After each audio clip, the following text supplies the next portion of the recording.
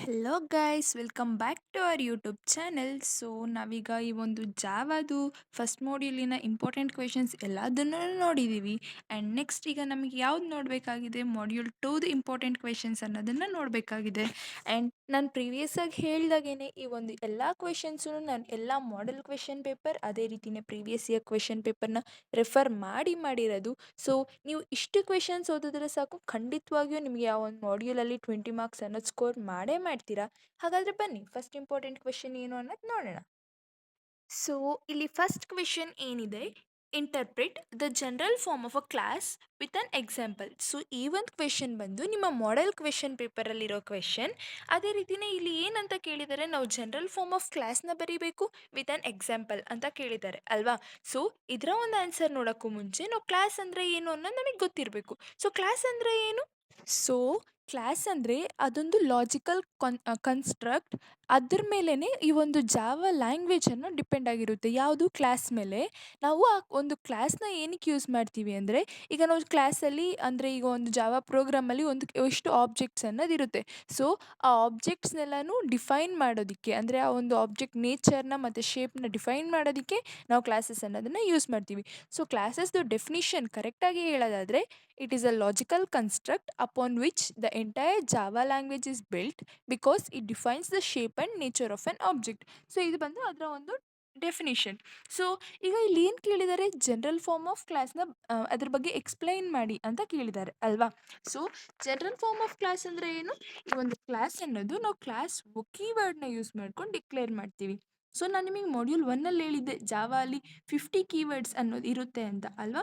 So ಅದರಲ್ಲಿ ಈ ಒಂದು ಕ್ಲಾಸ್ ಅನ್ನೋದು ಒಂದು ಕೀವರ್ಡ್. ಸೊ ಈ ಒಂದು ಕ್ಲಾಸ್ ಕೀವರ್ಡಿಂದ ನಾವು ಒಂದು ಕ್ಲಾಸ್ನ ಡಿಫೈನ್ ಅಥವಾ ಡಿಕ್ಲೇರ್ ಮಾಡ್ತೀವಿ. And next, classes can get much more complex. ಅಂದರೆ ಕ್ಲಾಸಸ್ ಅನ್ನೋದು ಯೂಶ್ವಲ್ ಆಗಿಯೇ ತುಂಬ ಕಾಂಪ್ಲೆಕ್ಸ್ ಆಗಿರುತ್ತೆ. ಕಾಂಪ್ಲೆಕ್ಸ್ ಆಗಿ ಅಂದರೆ ಒಂದಷ್ಟು ಕಷ್ಟವಾಗಿಯೇ ಅರ್ಥ ಮಾಡ್ಕೊಳ್ಳೋದಕ್ಕೆ ಆ ರೀತಿ ಇರುತ್ತೆ. ಸೊ ನಾವು ಈ ಒಂದು ಜನರಲ್ ಫಾರ್ಮ್ದು ಒಂದು ಸಿಂಪ್ಲಿಫಿಕೇಶನ್ ನೋಡೋದಾದರೆ ಇದು ಯಾವ ರೀತಿ ಇರುತ್ತೆ ಅಂತ ಅಂದರೆ, ಕ್ಲಾಸ್, ನೆಕ್ಸ್ಟ್ ಕ್ಲಾಸ್ ನೇಮ್ ಇರುತ್ತೆ, ನೆಕ್ಸ್ಟ್ ಟೈಪ್ ಇನ್ಸ್ಟೆನ್ಸ್ ವೇರಿಯಬಲ್, ಈ ರೀತಿ ಟೈಪ್ ಇನ್ಸ್ಟೆನ್ಸ್ ವೇರಿಯಬಲ್ 2, ಈ ರೀತಿ ಎಲ್ಲನೂ ಇರುತ್ತೆ. So on up to type instance variable n ತನಕ ಇರುತ್ತೆ. ನೆಕ್ಸ್ಟ್ ಇದಾದಮೇಲೆ ಏನು, ಮೆಥಡ್ ನೇಮ್ಸ್ ಅದನ್ನು ಎನ್ ತನಕ ಇರುತ್ತೆ. ಸೊ ನಾವು ಇದನ್ನ ಎಕ್ಸ್ಪ್ಲೈನ್ ಮಾಡೋದಾದರೆ, ನಾವು ಯಾವುದೋ ಒಂದು ಡೇಟಾ ಅಥವಾ ವೇರಿಯಬಲ್ನ ನಾವು ಕ್ಲಾಸ್ ಒಳಗೆ ಏನು ಡಿಫೈನ್ ಮಾಡ್ತೀವಲ್ವ, ಅದನ್ನು ನಾವು ಇನ್ಸ್ಟೆನ್ಸ್ ವೇರಿಯಬಲ್ ಅಂತ ಅಂತೀವಿ. ಸೊ ಇದರ ಒಂದು ಎಕ್ಸಾಂಪಲ್ ನೋಡ್ಬೇಕಾದ್ರೆ ನಿಮಗೆ ಕ್ಲಿಯರಾಗಿ ಅರ್ಥ ಆಗುತ್ತೆ ಅಂತ ಅನ್ಕೋತಿದ್ದೀನಿ. ಸೊ ಇನ್ಸ್ಟೆನ್ಸ್ ವೇರಿಯಬಲ್ ಅಂದರೆ ಡೇಟಾ ಅಥವಾ ವೇರಿಯಬಲ್. ಸೊ ಇದನ್ನು ನಾವು ಕ್ಲಾಸ್ ಒಳಗಡೆ ಯಾವುದನ್ನು ಡಿಫೈನ್ ಮಾಡಿರ್ತೀವಿ ಅದನ್ನು ನಾವು ಇನ್ಸ್ಟೆನ್ಸ್ ವೇರಿಯಬಲ್ ಅಂತ ಅಂತೀವಿ. And next, code is contained within methods. ಇದು ನಮಗೆ ಗೊತ್ತಿದೆ, ಈಗ ಮೆಥಡ್ ಒಳಗೇನೆ ಕೋಡ್ ಅನ್ನೋದು ಇರುತ್ತೆ. ನೀವು ಕೋಡ್ ಏನು ಬರೆದ್ರೂ ಅದೊಂದು ಮೆಥಡ್ ಒಳಗೇನೆ ಬರಿತೀವಿ. And collectively the methods and variables defined within a class are called as members of the class. ಅಂದರೆ ಈ ಒಂದು ಮೆಥಡ್ ಒಳಗೇನೆ ಈ ಒಂದು ಮೆಥಡ್ಸು ಮತ್ತು ವೇರಿಯಬಲ್ಸ್ನ ಕ್ಲಾಸ್ ಒಳಗೆ ನಾವು ಯಾವ್ಯಾವ ಡಿಫೈನ್ ಮಾಡಿರ್ತೀವಲ್ವ ಅದನ್ನು ಮೆಂಬರ್ಸ್ ಆಫ್ ದ ಕ್ಲಾಸ್ ಅಂತ ಅಂತೀವಿ. ಅಂದರೆ ಕ್ಲಾಸ್ ಒಳಗೆ ಇರೋ ಮೆಥಡ್ಸ್ ಮತ್ತು variables. Next, general form of a class does not specify the main method. ಅಂದರೆ ಈ ಒಂದು ಜನರಲ್ ಫಾರ್ಮ್ ಏನಿದೆ ಅಲ್ವಾ, ಅದರಲ್ಲಿ ಮೇನ್ ಮೆಥಡ್ನ ನಾವು ಸ್ಪೆಸಿಫೈ ಮಾಡೋದಿಲ್ಲ. ಆ್ಯಂಡ್ ಆಲ್ಸೋ ಜಾವಾ ಕ್ಲಾಸಸ್ಸಲ್ಲಿ ಮೇನ್ ಮೆಥಡ್ ಇರಲೇಬೇಕು ಅನ್ನೋ ಒಂದು ಏನೂ ಇಲ್ಲ. ಸೊ ಈಗ ಇದರ ಒಂದು ಎಕ್ಸಾಂಪಲ್ ನೋಡೋದಾದರೆ, here is a class called box that defines the 3 instance variables width, height and depth. So ಈಗ ಇಲ್ಲಿ ಒಂದು ಬಾಕ್ಸ್ನ ಕನ್ಸಿಡರ್ ಮಾಡ್ಕೊಂಡಿದ್ದೀವಿ.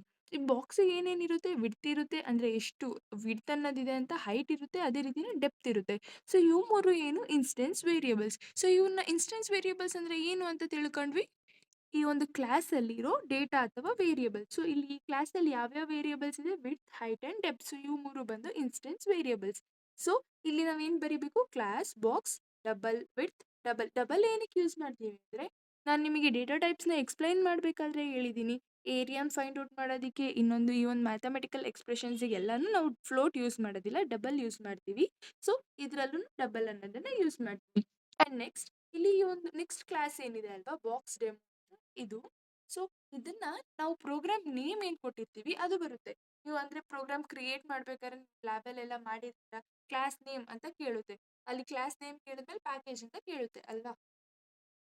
ಸೊ ಅದಕ್ಕೇನೆ ಈ ಒಂದು ಬಾಕ್ಸ್ ಡೆಮೋ ಅಂತ ಬರ್ಕೋತೀವಿ. ಸೊ ನಾವು ಇಲ್ಲೆಲ್ಲನೂ ಯಾವುದು ಇನ್ಸ್ಟೆನ್ಸ್ ವೇರಿಯಬಲ್ಸ್ನ ಬರ್ತಿದ್ದೀವಿ ಆ್ಯಂಡ್ ಇಲ್ಲಿ ಅದನ್ನು ಡಿಕ್ಲೇರ್ ಮಾಡ್ತಿದ್ದೀವಿ. ಸೊ ಡಿಕ್ಲೇರ್ ಮಾಡಬೇಕಾದ್ರೆ class box demo next public static void main ಬರೆದು ನೆಕ್ಸ್ಟ್ ಏನು ಮಾಡ್ತಿದ್ದೀವಿ ಇಲ್ಲಿ ಒಂದು ನ್ಯೂನ ಯೂಸ್ ಮಾಡಿಕೊಂಡು ಇದೇನು box my box is equals to new box ಈ ರೀತಿ ಬರ್ಕೋತೀವಿ ಅಂದರೆ ನ್ಯೂನ ಯೂಸ್ ಮಾಡಿಕೊಂಡು ಒಂದು ಹೊಸ ಒಂದು ವೇರಿಯಬಲ್ನ ಕ್ರಿಯೇಟ್ ಮಾಡ್ಕೋತಿದ್ವಿ ಆ್ಯಂಡ್ ನೆಕ್ಸ್ಟ್ ನಾವಿಲ್ಲಿ ಫೈಂಡ್ ಔಟ್ ಮಾಡಬೇಕಾಗಿರೋದೇನು ವಾಲ್ಯೂಮ್ನ ಫೈಂಡ್ ಮಾಡಬೇಕಾಗಿರೋದ್ರಿಂದ ಅದನ್ನು ನಾವು ಡಬಲ್ ವಾಲ್ಯೂಮ್ ಅಂತ ಬರಿತೀವಿ ಸೊ ಇಲ್ಲಿ ನಮಗೆ ಪ್ರೀವಿಯಸ್ ಆಗಿ ಏನು ಮಾಡಿದ್ವಿ double height double width double depth ಅಂತ ಕೊಟ್ವಿ ಆದರೆ ಅಲ್ಲಿ ನಮ್ಗೆ ಯಾವುದೇ ರೀತಿ ಒಂದು ವ್ಯಾಲ್ಯೂಸ್ ಅನ್ನೋದಿಲ್ಲ ಸೊ ನಾವೇನು ಮಾಡ್ತೀವಿ ಆ ಒಂದು ಇನ್ಸ್ಟೆನ್ಸ್ ವೇರಿಯೇಬಲ್ಸ್ಗೆ ವ್ಯಾಲ್ಯೂಸ್ ಅನ್ನೋದು ಅಸೈನ್ ಮಾಡ್ತೀವಿ ಹೇಗೆ ಇಲ್ಲಿ ಮೈ ಬಾಕ್ಸ್ ಡಾಟ್ ವಿಡ್ತ್ ಅಂದರೆ ಇಲ್ಲಿ ಮೈ ಬಾಕ್ಸ್ ಅಂತ ಬರ್ದಿರೋದ್ರಿಂದ ಮೈ ಬಾಕ್ಸ್ ಡಾಟ್ ವಿಡ್ತ್ 10 ಅಂತ ನೆಕ್ಸ್ಟ್ ಹೈಟ್ 20 ನೆಕ್ಸ್ಟ್ ಡೆಪ್ತ್ ಬಂದು 15 ಸೊ ಈಗ ನಾವು ಏನು ಮಾಡಬೇಕು ಆ ವಾಲ್ಯೂಮ್ನ ಕಂಪ್ಯೂಟ್ ಮಾಡಬೇಕು ಅಲ್ವಾ ಸೊ ಅದಕ್ಕೆ ಏನು ಬರಿತೀವಿ ವಾಲ್ಯೂಮ್ದು ಒಂದು ಫಾರ್ಮುಲಾ ಬರಿಬೇಕು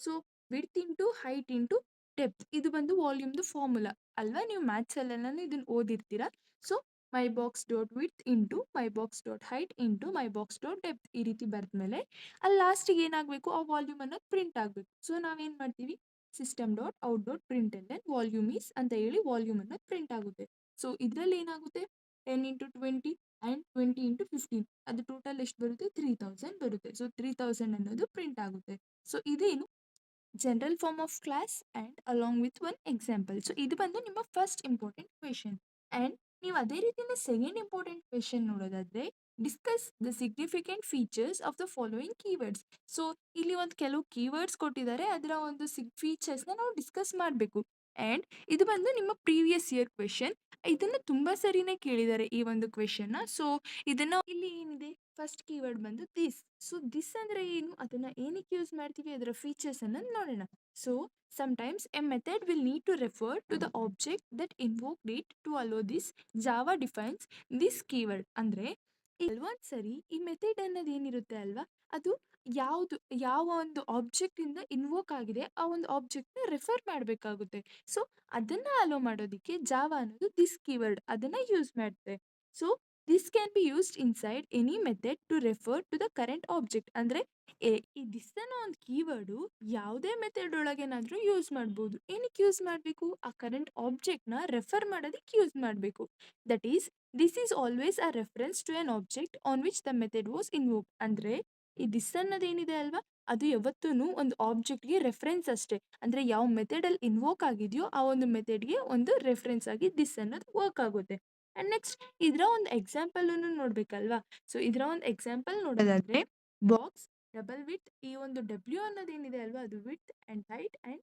ಡಿ ಅಂದರೆ ಡೆಪ್ತ್ ಸೊ ಇದನ್ನು ನಾವು ಏನು ಮಾಡ್ತೀವಿ this dot width is equals to W this dot height is equals to W this dot depth is equals to D so ಈ ರೀತಿ ಬರೀಬೇಕು ಇದೇನು example of this keyword so ಈ ಒಂದು ದಿಸ್ ಕೀವರ್ಡ್ಗೆ 6 ಯೂಸೇಜಸ್ ಅನ್ನೋದಿದೆ ಜಾವಾ ಅಲ್ಲಿ ಸೊ ಆ 6 ಏನು this can be use to refer current class instance variable so ಈ ಒಂದು ದಿಸ್ ಕೀವರ್ಡ್ನ ನಾವು ಏನಕ್ಕೆ ಯೂಸ್ ಮಾಡ್ತೀವಿ ಕರೆಂಟ್ ಕ್ಲಾಸಲ್ಲಿ ಇನ್ಸ್ಟೆನ್ಸ್ ವೇರಿಯಬಲ್ ಅಂದರೆ ಏನು ಕ್ಲಾಸ್ ಒಳಗೆ ಇರೋ ಯಾವುದೋ ಒಂದು ಡೇಟಾ ಅಥವಾ ವೇರಿಯಬಲ್ ಅದನ್ನು ರೆಫರ್ ಮಾಡೋದಕ್ಕೆ ದಿಸ್ನ ಯೂಸ್ ಮಾಡ್ತೀವಿ and also this can be use to invoke current class method ಅಂದರೆ ಈಗ ಕರೆಂಟ್ ಕ್ಲಾಸ್ ಮೆಥಡ್ ಯಾವುದಿದೆ ಅಲ್ವಾ ಅದನ್ನು ಇನ್ವೋಕ್ ಮಾಡೋದಕ್ಕೆ ಈ ದಿಸ್ ಅನ್ನೋದು ಯೂಸ್ ಮಾಡ್ತೀವಿ ಇಂಪ್ಲಿಸಿಟ್ಲಿ ಅಂತ ಬರ್ತೀವಿ ಸೊ ಇಂಪ್ಲಿಸಿಟ್ಲಿ ಅಂದರೆ ಏನು ನೀವು ಸ್ಪೆಷಲಾಗಿ ಅದನ್ನು ಏನೂ ಈ ರೀತಿ ಮಾಡು ಇನ್ವೋಕ್ ಮಾಡು ಅಂತ ಹೇಳಬೇಕಾಗಿಲ್ಲ ಅದೇನೇ ಆಟೋಮೆಟಿಕ್ಕಾಗಿ ಇನ್ವೋಕ್ ಮಾಡುತ್ತೆ ಸೊ ಅದು ಬಂದು ಇಂಪ್ಲಿಸಿಟ್ಲಿ ಅಂತ ಸೊ ನೆಕ್ಸ್ಟ್ ಏನಿದೆ this can be use to invoke current class constructor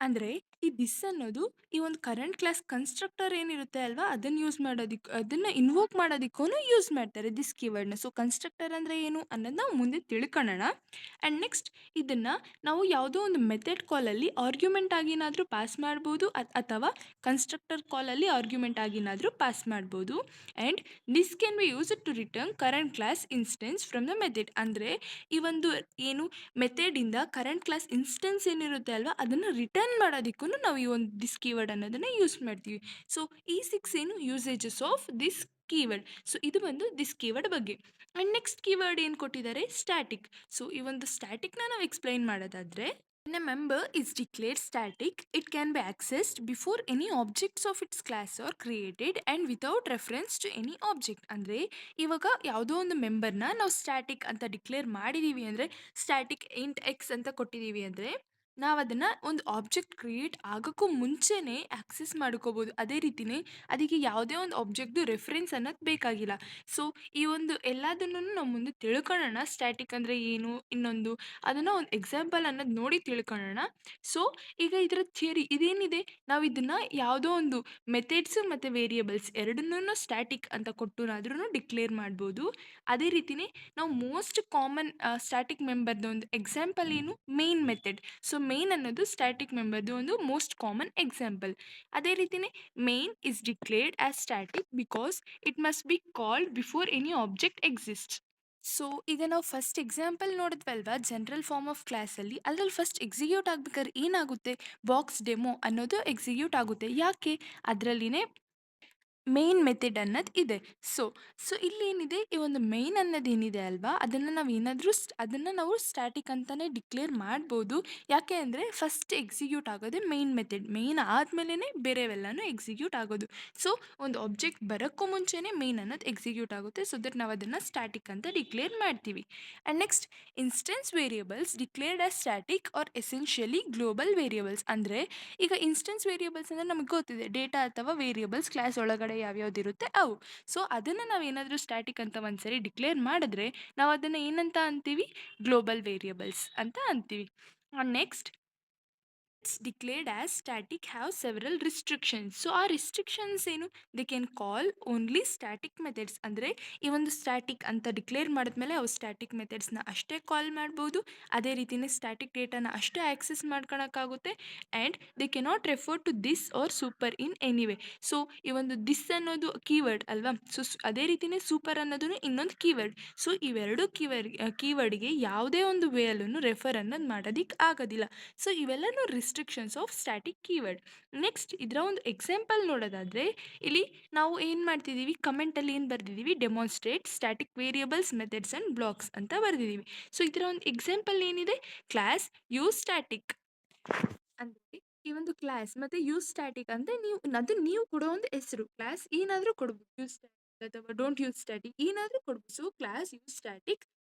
ಈಗ ಈ ಒಂದು ಎ ಮತ್ತು ಬಿ ಏನಿದೆ ಅಲ್ವಾ, ಅದನ್ನು ನೀವು ಸ್ಟ್ಯಾಟಿಕ್ ಅಂತ ಮೆನ್ಷನ್ ಮಾಡ್ತಿದ್ದೀರಾ.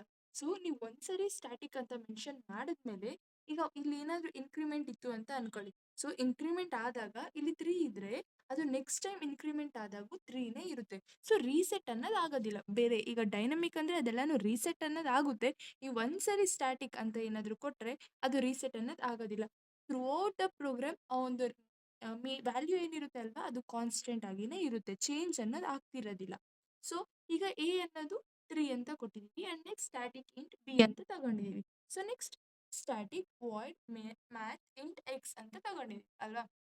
ಸೊ ಇವನ್ ಎಲ್ಲದನ್ನು ನಾವು ಪ್ರಿಂಟ್ ಮಾಡ್ತಿದ್ದೀವಿ. ಏನಂತ, ಎಕ್ಸ್ನ ಪ್ರಿಂಟ್ ಮಾಡ್ತಿದ್ದೀವಿ, ಎನ ಪ್ರಿಂಟ್ ಮಾಡ್ತಿದ್ದೀವಿ, ಅದೇ ರೀತಿ ಬಿನ ಪ್ರಿಂಟ್ ಮಾಡ್ತೀವಿ.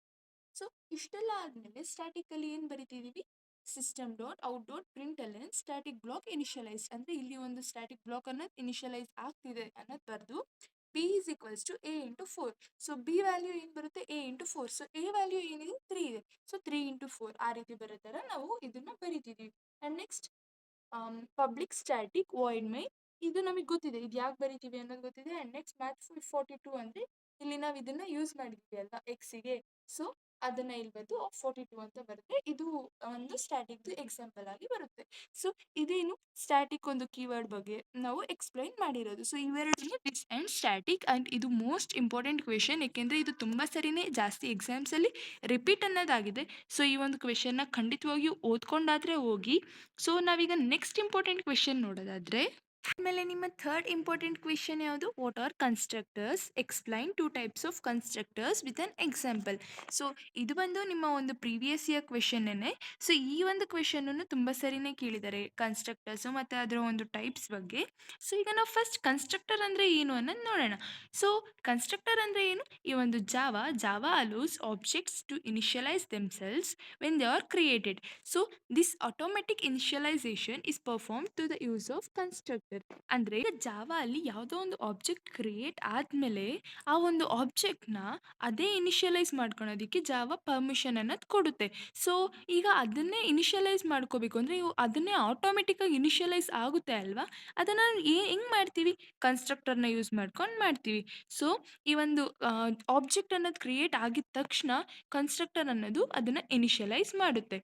And once defined it is automatically called when an object is created before the new operator completes. ಅಂದ್ರೆ ಈಗ ಒಂದ್ಸರಿ ಏನಾದರೂ ಡಿಫೈನ್ ಆಯಿತು ಅಂದ್ರೆ ಅದನ್ನ ಆಟೋಮೆಟಿಕ್ ಆಗಿ ಆಬ್ಜೆಕ್ಟ್ ಕ್ರಿಯೇಟ್ ಆದಾಗ ನಾವು ಕಾಲ್ ಮಾಡ್ತೀವಿ. ಅಂದ್ರೆ ನ್ಯೂ ಅನ್ನೋದು ಇನ್ನೊಂದು ಆಪರೇಟರ್ ಅಲ್ವಾ? ಸೊ, ಈ ಒಂದು ನ್ಯೂ ಆಪರೇಟರ್ ಅನ್ನೋದು ಬರಕ್ಕೂ ಮುಂಚೆ ಅಥವಾ ಕಂಪ್ಲೀಟ್ ಆಗೋಕ್ಕೂ ಮುಂಚೆನೆ ನಾವು ಈ ಒಂದು ಇದನ್ನ ಡಿಫೈನ್ ಮಾಡ್ತೀವಿ. ಸೊ, ಈಗ ಈ ಒಂದು ನ್ಯೂ ಅಂದ್ರೆ ಏನು ಹೇಳಿ? ಈಗ ನೀವು ಒಂದು ಆಬ್ಜೆಕ್ಟ್‌ನ ಡಿಕ್ಲೇರ್ ಮಾಡಬೇಕಾದ್ರೆ ಯೂಸ್ ಮಾಡೋದು. ಸೊ, ಈ ಒಂದು ಆಬ್ಜೆಕ್ಟ್‌ನ ಹೇಗೆ ಡಿಕ್ಲೇರ್ ಮಾಡ್ತೀವಿ? ಆಮ್, ಮೈ ಮೈ ಬಾಕ್ಸ್ ಅಂತ ಅನ್ಕೊಳ್ಳಿ. So, my box is equals to new ಅನ್ನೋ ಒಂದು ಕೀವರ್ಡ್‌ನ ಯೂಸ್ ಮಾಡ್ತೀವಿ ಅಲ್ವಾ? ಸೊ, ನ್ಯೂ ಬಾಕ್ಸ್ ಅಂತ ಬರಿತೀವಿ. ಆ ಒಂದು ನ್ಯೂ ಕಂಪ್ಲೀಟ್ ಆಗಕ್ಕೂ ಮುಂಚೆನೆ ಈ ಒಂದು ಕನ್ಸ್ಟ್ರಕ್ಟರ್ ಅನ್ನೋದು ಇರುತ್ತೆ. And next constructor have no return type not even void. ಅಂದ್ರೆ ಈ ಒಂದು ಕನ್ಸ್ಟ್ರಕ್ಟರ್‌ಗೆ ಯಾವುದೇ ರೀತಿ ರಿಟರ್ನ್ ಟೈಪ್ ಅನ್ನೋದು ಇರೋದಿಲ್ಲ. ಅಂಡ್ ವಾಯ್ಡ್‌ನು ಇರೋದಿಲ್ಲ. ಸೊ, ಇದು ಬಂದು ಕನ್ಸ್ಟ್ರಕ್ಟರ್ ಬಗ್ಗೆ. ಅಂಡ್ ನೆಕ್ಸ್ಟ್ ಅದರ ಒಂದು 2 ಟೈಪ್ಸ್ ನೋಡೋದಾದ್ರೆ ಫಸ್ಟ್ ಒಂದು ಬಂದು ಡಿಫಾಲ್ಟ್ ಕನ್ಸ್ಟ್ರಕ್ಟರ್ ಅಂಡ್ ಇನ್ನೊಂದು ಯಾವುದು ಪ್ಯಾರಾಮೀಟರೈಸ್ಡ್ ಕನ್ಸ್ಟ್ರಕ್ಟರ್. ಸೊ, ನಾವು ಫಸ್ಟ್ ಡಿಫಾಲ್ಟ್ ಕನ್ಸ್ಟ್ರಕ್ಟರ್ ಬಗ್ಗೆ ನೋಡೋದಾದ್ರೆ a constructor that has no parameters is known as default constructor and it is invisible. ಅಂದ್ರೆ ಇದು ಒಂದು ಕನ್ಸ್ಟ್ರಕ್ಟರ್‌ಗೆ ಯಾವುದೇ ರೀತಿ ಪ್ಯಾರಾಮೀಟರ್ಸ್ ಇಲ್ಲ ಅಂದ್ರೆ ನಾವು ಅದನ್ನ ಡಿಫಾಲ್ಟ್ ಕನ್ಸ್ಟ್ರಕ್ಟರ್ ಅಂತ ಅಂತೀವಿ. ಈಗ ಅದು ಯಾವುದೋ ಒಂದು ಕನ್ಸ್ಟ್ರಕ್ಟರ್‌ಗೆ ಪ್ಯಾರಾಮೀಟರ್ಸ್ ಇತ್ತು ಅಂದ್ರೆ ಅದನ್ನ ನಾವು ಪ್ಯಾರಾಮೀಟರೈಸ್ಡ್ ಕನ್ಸ್ಟ್ರಕ್ಟರ್ ಇನ್ನೊಂದು ಟೈಪ್ ಅದನ್ನ ಡಿಫೈನ್ ಮಾಡ್ತೀವಿ. ಸೊ, ಈ ಒಂದು ಡಿಫಾಲ್ಟ್ ಕನ್ಸ್ಟ್ರಕ್ಟರ್ ಏನಿದೆ ಅಲ್ವಾ? ಅದು ಇನ್ವಿಸಿಬಲ್. ಅಂದ್ರೆ ಈಗ ಡಿಫಾಲ್ಟ್ ಅಂದ್ರೆ ಏನು ಹೇಳಿ? ಆಟೋಮೆಟಿಕ್ ಆಗಿ ಆ ಸಿಸ್ಟಮೇ ಫೆಚ್ ಮಾಡ್ಕೊಳೋದು. ಸೊ, ಈ ಒಂದು ಸೆಪರೇಟ್ ಆಗಿ ಬರಿಬೇಕಾಗಿಲ್ಲ. ಅದು ಆಟೋಮೆಟಿಕ್ ಆಗಿ ಇರೋದ್ರಿಂದ ಅದು ಇನ್ವಿಸಿಬಲ್ ಅಂತಾನೆ ಹೇಳ್ಬೋದು. ಸೊ, ಇದರ ಒಂದು ಎಕ್ಸಾಂಪಲ್ ನೋಡೋದಾದ್ರೆ ಹಿಯರ್ ಈ ಕಾಮೆಂಟಲ್ಲಿ ಬರ್ದಿರೋದು here box uses a constructor to initialise the dimensions of a box. ಅಂದ್ರೆ ಇಲ್ಲಿ ನಾವು ಬಾಕ್ಸ್ ಅನ್ನೋ ಒಂದು ಕನ್ಸ್ಟ್ರಕ್ಟರ್ನ ಯೂಸ್ ಮಾಡ್ಕೋತಿದ್ದೀವಿ ಆ್ಯಂಡ್ ಅದರ ಒಂದು ಡೈಮೆನ್ಷನ್ಸ್ನ ಇನಿಷಿಯಲೈಸ್ ಮಾಡೋದಕ್ಕೆ. ಸೊ, ಈಗ ನಾವು ಪ್ರೀವಿಯಸ್ ಎಕ್ಸಾಂಪಲ್ಸಲ್ಲೆಲ್ಲಾನು ನೋಡ್ದಂಗೆ ಇಲ್ಲಿ ಏನು ಮಾಡಿದೀವಿ? ಫಸ್ಟ್ ಕ್ಲಾಸ್ ಅದಕ್ಕೆ ಒಂದು ನೇಮ್ ಬಾಕ್ಸ್ ಅಂತ ಕೊಟ್ಟಿದ್ದೀವಿ. Next width, height and depth are instance variables. So, ಈಗ ನೀವು ಪ್ರೀವಿಯಸ್ಸಲ್ಲಿ ಹೇಗೆ ನೋಡಿದ್ರು ಹಾಗೇನೆ. ಆ್ಯಂಡ್ ನಿಮ್ಗೆ ಇನ್ನೊಂದು ನೆನಪಿರಲಿ, ಈ ಕಂಪ್ಲೀಟ್ ಮಾಡ್ಯೂಲಲ್ಲಿ ಈ ಒಂದೇ ಎಕ್ಸಾಂಪಲ್‌ನೇ ಜಾಸ್ತಿ ತುಂಬ ಸರಿ ಯೂಸ್ ಮಾಡಿದ್ದಾರೆ. ಸೊ, ಈ ಒಂದು ಎಕ್ಸಾಂಪಲಲ್ಲಿ ನಿಮಗೆ ಯಾವುದು ಒಂದು ಟಾಪಿಕ್‌ಗೆ ಯಾವ ರೀತಿ ಲಾಜಿಕ್ ಅನ್ನೋದು ಅಪ್ಲೈ ಮಾಡಬೇಕು ಅನ್ನೋದು ಗೊತ್ತಾದರೆ ಇದು ತುಂಬಾನೇ ಸಿಂಪಲ್ ಅನ್ನೋದಾಗುತ್ತೆ. ಸೊ, ಇಲ್ಲಿ ಕ್ಲಾಸ್ ಆಯಿತು, ನೆಕ್ಸ್ಟ್ ಇನ್ಸ್ಟೆನ್ಸ್ ವೇರಿಯಬಲ್ಸ್‌ನ ಬರ್ದಿದ್ದೀವಿ ಆ್ಯಂಡ್ ನೆಕ್ಸ್ಟ್ ಕನ್ಸ್ಟ್ರಕ್ಟರ್‌ನ ಬರಿಬೇಕು ಅಲ್ವಾ? ಸೊ, ನಾವೇನು ಮಾಡ್ತಿದ್ದೀವಿ? ಈ ಬಾಕ್ಸ್ ಅಂತ ಬರೆದು ಈ ಒಂದು ಬ್ರಾಕೆಟ್ ಅಥವಾ ಪ್ಯಾರಂಥೆಸಿಸ್ ಬರಿತಿದ್ದೀವಿ ಅಲ್ವಾ? ಅದನ್ನ ನಾವು ಕನ್ಸ್ಟ್ರಕ್ಟರ್ ಅಂತಾನೆ ಅಂತೀವಿ. ಸೊ, ಅದನ್ನ ಬರೆದಾದ್ಮೇಲೆ ನಾವು ಇದನ್ನ ಪ್ರಿಂಟ್ ಮಾಡ್ತಿದ್ದೀವಿ. ಏನಂತ? System dot out dot println constructing box ಅಂತ ಪ್ರಿಂಟ್ ಮಾಡ್ತಿದ್ದೀವಿ.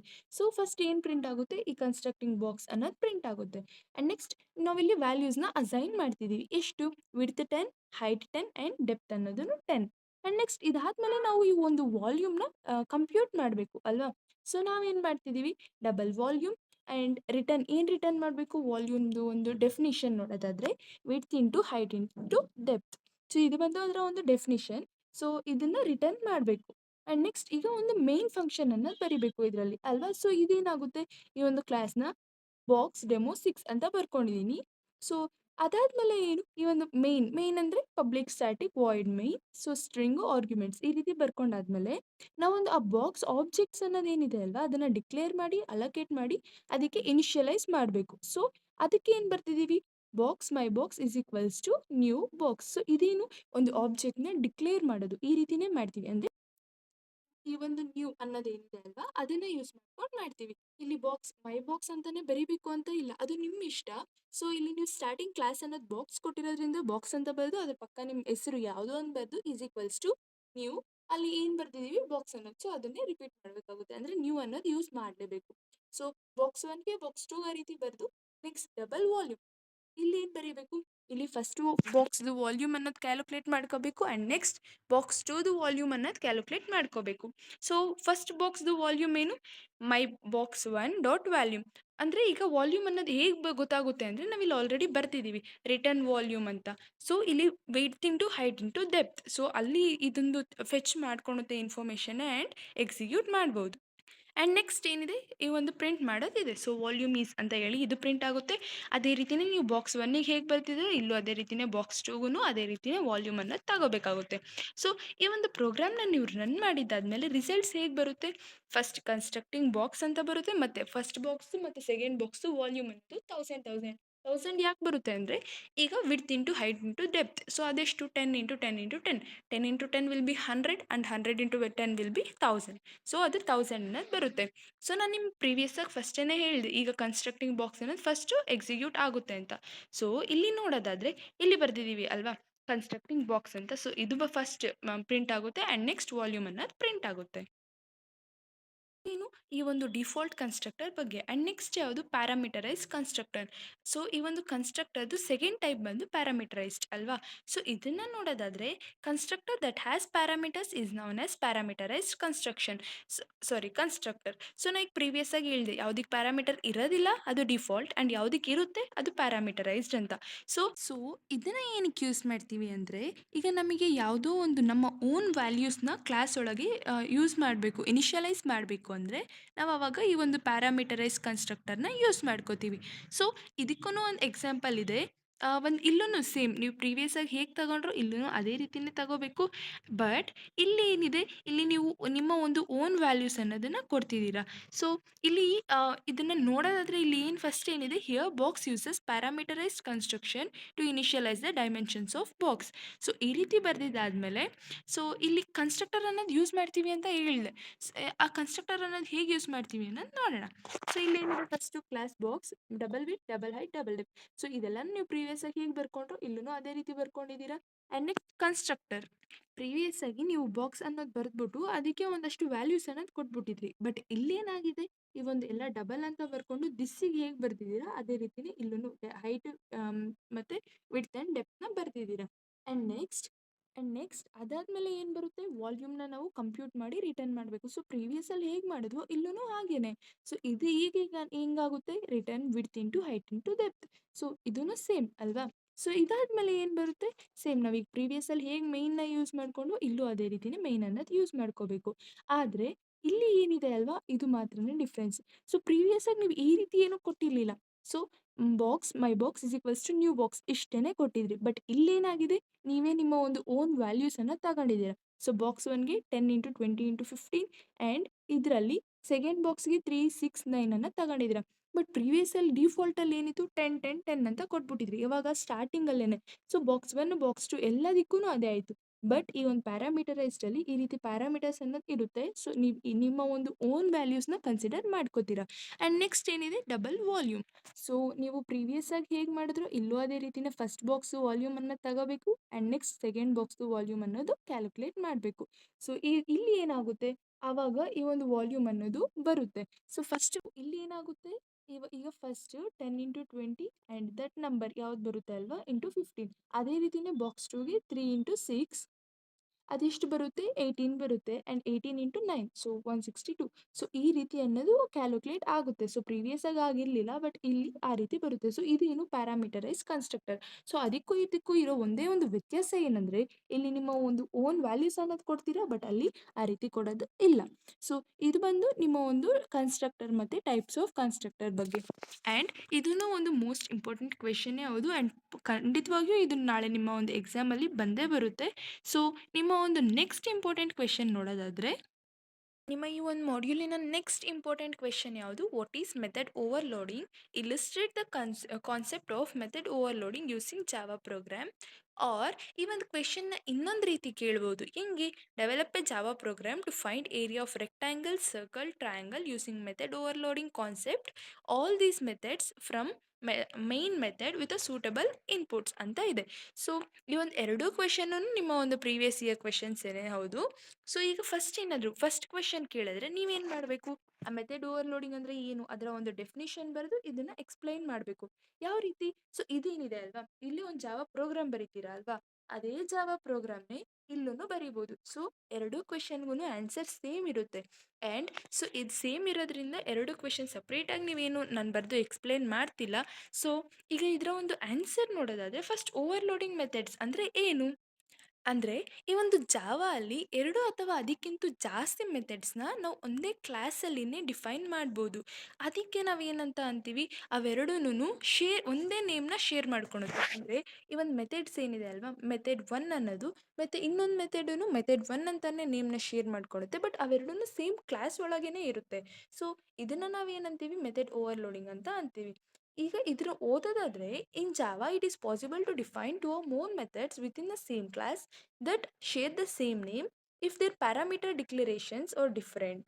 ಅಂದ್ರೆ ಈಗ ಅದರ ಪ್ಯಾರಾಮೀಟರ್ ಡಿಕ್ಲರೇಷನ್ಸ್ ಅಂದ್ರೆ ಏನು, ನಾವೀಗ ಪ್ರೀವಿಯಸ್ ಅಲ್ಲಿ ನೋಡಿದ್ವಿ ಅಲ್ವಾ, ಅಂದ್ರೆ 3 6 9 ಮತ್ತೆ 10 20 15 ಈ ರೀತಿ ಒಂದು ಪ್ಯಾರಾಮೀಟರ್ಸ್ ಕೊಟ್ಟಿದ್ವಿ ಒಂದು ಬಾಕ್ಸಿಗೆ ಅಲ್ವಾ.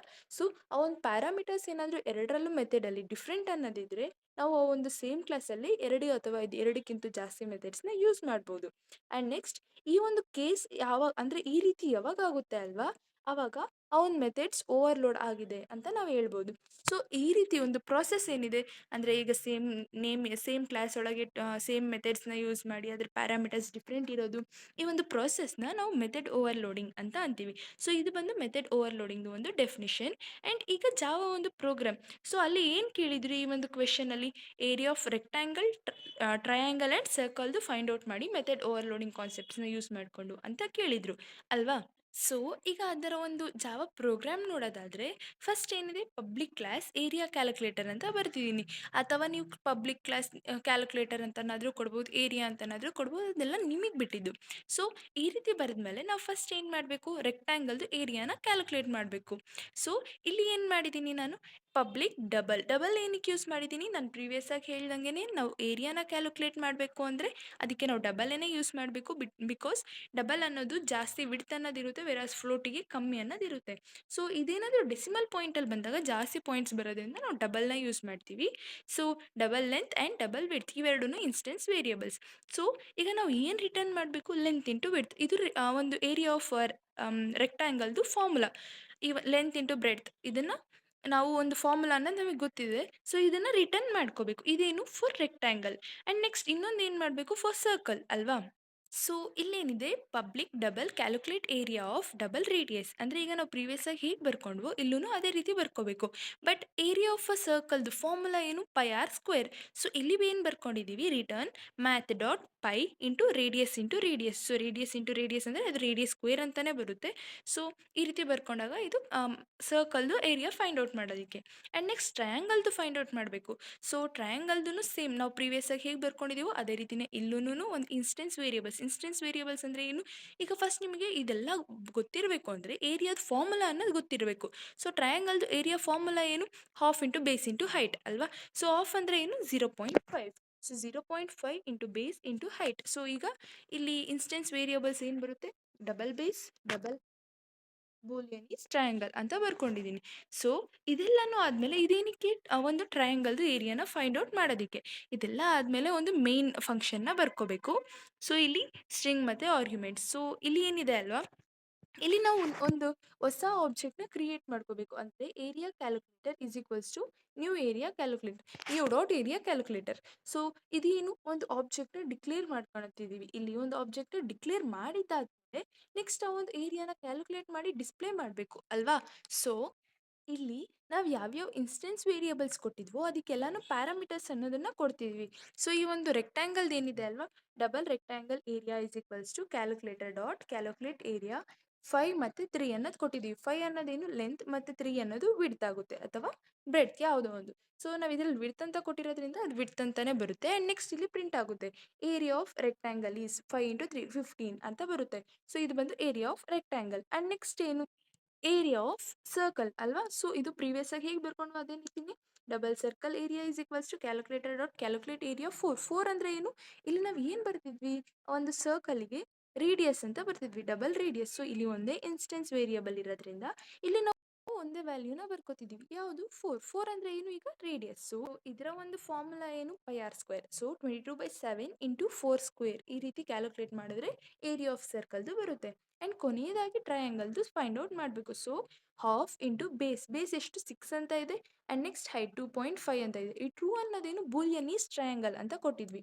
ಸೊ ಇದನ್ನು ಎಸ್ ಅದು ಟ್ರಯಾಂಗಲ್ಲೇ ಅಂತ ಹೇಳಿ ಟ್ರೂ ಅಂತ ಬರ್ಕೊಂಡಿರೋದು. ಸೊ ಇದನ್ನು ಬರ್ದಿಲ್ಲ ಅಂದ್ರೂ ಎಸ್ ಇಟ್ ವರ್ಕ್ಸ್. ಸೊ ಇದೆಲ್ಲನೂ ಆದಮೇಲೆ ಇಲ್ಲಿ ನೆಕ್ಸ್ಟ್ ಏನು ಮಾಡ್ತೀವಿ ಅದನ್ನು ಪ್ರಿಂಟ್ ಮಾಡ್ತಿದ್ದೀವಿ, ಅಂದರೆ ಏರಿಯಾ ಆಫ್ ಟ್ರಯಾಂಗಲ್ನ ಪ್ರಿಂಟ್ ಮಾಡ್ತಿದ್ದೀವಿ. ಸೊ ಈ ಒಂದು ಏರಿಯಾ ಆಫ್ ರೆಕ್ಟ್ಯಾಂಗಲ್ ಏನು ನಾನು ಮೊದಲಿಗೆ ಹೇಳ್ದಂಗೆ 3 × 5, so it will be 15. And ಇದನ್ನು ನಾವು ಡಬಲ್ ಅಂತ ತಗೊಂಡಿರೋದ್ರಿಂದನೇ ಈ ಒಂದು ಫ್ಲೋಟಿಂಗ್ ಪಾಯಿಂಟ್ ಅನ್ನೋದು ಬರ್ತಿರೋದು. ಸೊ 15.0 ಅನ್ನೋದು ನಾವು ಡಬಲ್ ಯೂಸ್ ಮಾಡ್ಕೊಂಡಿರೋದ್ರಿಂದ ಬಂದಿರೋದು. And next area of circle ಏನು 50 ಇಂಟು ಅದೇ 22/7 ಇಂಟು 4² ಇಷ್ಟು ಬರುತ್ತೆ. ಆ್ಯಂಡ್ ಏರಿಯಾ ಆಫ್ ಟ್ರಯಾಂಗಲ್ ಏನು ಹಾಫ್ ಇಂಟು 6 × 2.5 ಅದು ಬಂದು 7.5 ಅಂತ ಬರುತ್ತೆ. ಸೊ ನೀವು ನಿಮ್ಮ ಒಂದು ಎಕ್ಸಾಮಲ್ಲಿ ಔಟ್ಪುಟ್ ಬರೀಲೇಬೇಕಾ? ಇಲ್ಲ, ನೀವು ಔಟ್ಪುಟ್ ಬರೀಲೇಬೇಕಂತಿಲ್ಲ. ನೀವು ಜಸ್ಟ್ ಪ್ರೋಗ್ರಾಮ್ ಅನ್ನೋದು ಬರೆದ್ರೆ ಸಾಕು. ನಾನು ನಿಮ್ಮ ಒಂದು ಅಂಡರ್ಸ್ಟ್ಯಾಂಡಿಂಗ್ಗೋಸ್ಕರ ಈ ಒಂದು ಔಟ್ಪುಟ್ ಅನ್ನೋದು ಬರೆದಿದ್ದೀನಿ. ಸೊ ಇದೇನು ಅಬೌಟ್ ಮೆಥಡ್ ಓವರ್ಲೋಡಿಂಗ್ ಆ್ಯಂಡ್ ಅದರ ಒಂದು ಎಕ್ಸಾಂಪಲ್ ಅಂತಲೇ ಹೇಳ್ಬೋದು, ಅಥವಾ ಜಾವಾ ಪ್ರೋಗ್ರಾಮ್. ಸೊ ಇದು ಬಂದು ನಿಮ್ಮ 4th ಇಂಪಾರ್ಟೆಂಟ್ ಕ್ವೆಶನ್. ಇಲ್ಲಿನ ನೆಕ್ಸ್ಟ್ ಇಂಪಾರ್ಟೆಂಟ್ ಕ್ವೆಶನ್ ಯಾವುದು? ನಾವಿಲ್ಲಿ ಯಾವುದೋ ಒಂದು ಜಾವಾ ಪ್ರೋಗ್ರಾಮ್ನ ಬರೀಬೇಕು. ಸೊ ಇದು ನಿಮ್ಮ ಪ್ರೀವಿಯಸ್ ಇಯರ್ ಕ್ವೆಶನ್. ಇದನ್ನು ನೀವೆಲ್ಲ ನಾನು ನಿಮಗೆ ಎಕ್ಸ್ಪ್ಲೇನ್ ಮಾಡಲೇಬೇಕು ಅಂತ ಇಲ್ಲ. ಯಾಕೆ ಅಂದರೆ ಇದು ನಿಮ್ಮ ಒಂದು ಲ್ಯಾಬ್ ಪ್ರೋಗ್ರಾಮ್. ನೀವೆಲ್ಲನೂ ಲ್ಯಾಬಲ್ಲಿ ಇದನ್ನು ಮಾಡೇ ಇರ್ತೀರಾ, ನಿಮಗೆಲ್ಲ ಇದು ಗೊತ್ತಿರುತ್ತೆ ಅಂತ ನನಗೆ ಗೊತ್ತು. ಬಟ್ ಸ್ಟಿಲ್ IPCC ಸಬ್ಜೆಕ್ಟ್ ಅಲ್ವಾ, ಯಾರೂ ಅಷ್ಟೊಂದು ತಲೆ ಕೆಡಿಸ್ಕೊಂಡಿರಲ್ಲ. ಅದಕ್ಕೇ ಇನ್ನೊಮ್ಮೆ ಎಕ್ಸ್ಪ್ಲೇನ್ ಮಾಡ್ತಿದ್ದೀನಿ. ಸೊ ಇಲ್ಲಿ ಕ್ವೆಶನ್ ಏನಿದೆ, ನಾವು ಎಂಪ್ಲಾಯಿ ಅನ್ನೋ ಒಂದು ಕ್ಲಾಸ್ ನೇಮ್ನ ತಗೊಂಡು ಅದಕ್ಕೆ ಒಂದು ಇನ್ಸ್ಟೆನ್ಸ್ ವೇರಿಯೇಬಲ್ಸ್ ಅಥವಾ ಫೀಲ್ಡ್ಸ್ ಏನಿದೆ ಎಂಪ್ಲಾಯಿ ID, ನೇಮ್ ಮತ್ತು ಸ್ಯಾಲ್ರಿನ ತಗೋಬೇಕು. ಅದೇ ರೀತಿನೇ ಯಾವುದೋ ಒಂದು ಸೂಟೇಬಲ್ ಕನ್ಸ್ಟ್ರಕ್ಟರ್ನ ಯೂಸ್ ಮಾಡಿಕೊಂಡು ಅವರ ಸ್ಯಾಲ್ರಿ ಅನ್ನೋದು ರೈಸ್ ಮಾಡಬೇಕು. ಒಂದು ಸ್ಟ್ಯಾಟಿಕ್ ಮೆಥಡ್ನ ಯೂಸ್ ಮಾಡಬೇಕು, ಏನಕ್ಕೆ ಡಿಸ್ಪ್ಲೇ ಮಾಡೋದಕ್ಕೆ. ಅದೇ ರೀತಿನೇ ಒಂದು ನಂಬರ್ ಆಫ್ ಎಂಪ್ಲಾಯಿ ಆಬ್ಜೆಕ್ಟ್ಸ್ ಏನಿದೆ ಅಲ್ವಾ ಅದನ್ನು ನಾವು ಡಿಸ್ಪ್ಲೇ ಮಾಡಬೇಕು. ಆ್ಯಂಡ್ ನೆಕ್ಸ್ಟ್ ಮೇನ್ ಮೆಥಡ್ನ ಯೂಸ್ ಮಾಡ್ಕೊಂಡು ಇಲ್ಲಿಸ್ಟ್ರೇಟ್ ಮಾಡಬೇಕು. ಸೊ ಇದನ್ನು ನಿಮ್ಮ ಒಂದು ಪ್ರೀವಿಯಸ್ ಇಯರ್ ಕ್ವೆಶನ್ ಪೇಪರಲ್ಲಿ ಕೇಳಿದ್ದಾರೆ. ಆ್ಯಂಡ್ ಈ ಒಂದು ಪ್ರೀವಿಯಸ್ ಆಗಿ ನಾನು ಏರಿಯಾ ಅಂತ ಏನು ಹೇಳಿದೆ ಅಲ್ವಾ, ಅದನ್ನು ನಿಮ್ಮ ಒಂದು ಲ್ಯಾಬ್ ಪ್ರೋಗ್ರಾಮಲ್ಲಿನೇ ಇದೆ. ಸೊ ಇವೆರಡು ಕ್ವೆಶನ್ಸ್ ಮೋಸ್ಟ್ ರಿಪೀಟೆಡ್ ಆಗಿನೇ ಕೇಳಿದ್ದಾರೆ. ಸೊ ಇವೆರಡು ನಿಮಗೆ ನೆನಪಿದ್ರೆ ನೀವು ಖಂಡಿತವಾಗಿಯೂ ಸ್ಕೋರ್ ಮಾಡ್ತೀರಾ.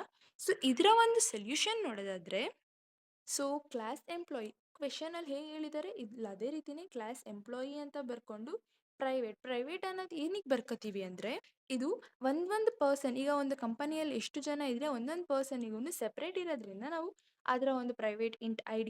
ಸೊ ಈ ಒಂದು ಇಂಟ್ ID ಏನಿದೆ ಅಲ್ವಾ, ಅದು ಬಂದು ಯುನಿಕ್ ಆಗಿರುತ್ತೆ, ಎಲ್ಲರಿಗೂ ಒಂದೇ ID ಇರೋದಿಲ್ಲ. ಫಾರ್ ಎಕ್ಸಾಂಪಲ್ ಈಗ ನಿಮ್ಮ USN ಎಲ್ಲರಿಗೂ ಒಂದೇ USN ಇರುತ್ತಾ? ಇಲ್ಲ. ಸೊ ಒಬ್ಬೊಬ್ರಿಗೆ ಒಂದೊಂದು USN ಇರುತ್ತೆ. ಅದೇ ರೀತಿನೇ ಈ ಒಂದು ಎಂಪ್ಲಾಯಿ ID ಅನ್ನೋದೂ ಬೇರೆ ಇರುತ್ತೆ. ಆ್ಯಂಡ್ ಈ ಒಂದು ಸ್ಟ್ರಿಂಗ್ ನೇಮ್ ಅಂದರೆ ಏನು, ಅದು ಕ್ಯಾರೆಕ್ಟರ್ ಇರೋದ್ರಿಂದ ಸ್ಟ್ರಿಂಗ್, ಗ್ರೂಪ್ ಆಫ್ ಕ್ಯಾರೆಕ್ಟರ್ಸ್ ಇರೋದ್ರಿಂದ ಅದು ಸ್ಟ್ರಿಂಗ್. ಆ್ಯಂಡ್ ನೆಕ್ಸ್ಟ್ ಸ್ಯಾಲ್ರಿ ಬಂದು ಡಬಲಲ್ಲಿ. ಅದೇ ರೀತಿನೇ private static int employee count is equals to 0. So ಈಗ ಇಲ್ಲಿ ಏನಿದೆ, ಫಸ್ಟ್ ಸ್ಟಾರ್ಟಿಂಗಲ್ಲಿ ಎಂಪ್ಲಾಯಿ ಕೌಂಟ್ ಅನ್ನೋದು 0 ಇದೆ ಅಲ್ವಾ. ಸೊ ಈ ಒಂದು ಸ್ಟ್ಯಾಟಿಕ್ ಅಂತ ನಾವು ಬರ್ತಿದ್ದೀವಲ್ವಾ, ಸೊ ನಾವು ಸ್ಟ್ಯಾಟಿಕ್ ಅಂತ ಬರೆಯೋದ್ರಿಂದ ಏನಾಗುತ್ತೆ, ಇಲ್ಲಿ ಫಸ್ಟ್ ಈ ಮೂರೂ ಫಸ್ಟ್ ಬರುತ್ತೆ. ಸೊ ಎಂಪ್ಲಾಯಿ ID 101 ಅಂತ ತಗೊಳ್ಳೋಣ, ಸ್ಟ್ರಿಂಗ್ ನೇಮು ಯಾವುದೋ ಒಂದು ಆ ಒಂದು ABC ಅಂತ ತಗೊಳ್ಳೋಣ. ನೆಕ್ಸ್ಟ್ ಅವ್ರ ಸ್ಯಾಲ್ರಿ ಬಂದು 50 ರೂಪೀಸ್ ಅಂತ ತಗೊಳ್ಳೋಣ. ಸೊ ಇವೆಲ್ಲ ಆದಮೇಲೆ ಇಲ್ಲಿ ಏನಾಗುತ್ತೆ ಈಸ್ ಈಕ್ವಲ್ಸ್ ಟು 1 ಅಂತ ಆಗುತ್ತೆ. ಸೊ ಇದಾದಮೇಲೆ ನೆಕ್ಸ್ಟ್ ರೀಸೆಟ್ ಆಗುತ್ತೆ ಅಲ್ವಾ. ಸೊ ರೀಸೆಟ್ ಆದಾಗ ಏನಾಗುತ್ತೆ, ಇಲ್ಲಿ 102 XYZ ಆ್ಯಂಡ್ ಸ್ಯಾಲ್ರಿ 100 ರೂಪೀಸ್ ಅಂತ ಬರುತ್ತೆ. ಬಟ್ ಇಲ್ಲಿ ಅದು ರೀಸೆಟ್ ಆಗೋದಿಲ್ಲ, 1 ಅಂತಾನೇ ಇರುತ್ತೆ. ಆ್ಯಂಡ್ ನೆಕ್ಸ್ಟ್ ಟೈಮ್ ನೀವು ಇಲ್ಲಿ ಬೇರೆ ಇನ್ನೊಂದು ಸರಿ ಮಾಡಿದಾಗ ಈ 1 2 ಆಗುತ್ತೆ.